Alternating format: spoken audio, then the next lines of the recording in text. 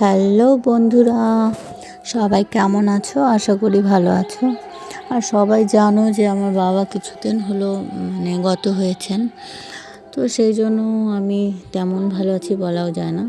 কিন্তু হ্যাঁ, আমি আবার আমার শ্বশুরবাড়ি চলে এসেছি ওখান থেকে। তো ছোটোবেলা থেকেই মার কাছে শুনেছি পাতা পড়তে হয় ভাদ্র মাসে। তো এটা তো জানতাম না যে ঠিক পাতা পোড়া কেমন হয়, কিভাবে করতে হয়। মা করতো, শুধু খাওয়ার দরকার খেতাম নিয়ম অনুযায়ী। তো তালের বড়া, পাতা পোড়া এগুলো শুধু শুনেছি, কোনো দিন নিজে করিনি। তো এখানে এসে তারপর আমি আস্তে আস্তে শিখছি, দেখতেই পাচ্ছ।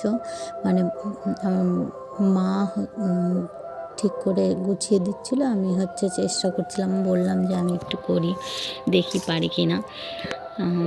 এই মা বলতে আমার শাশুড়ি মা। আসলে আমার মা আগে করতো, কিন্তু আমরা কোনোদিন সামনে গিয়ে দেখিনি কীভাবে করতে হয়। কিন্তু এই মা আমাকে অনেক কিছু শিখিয়ে দিয়েছে।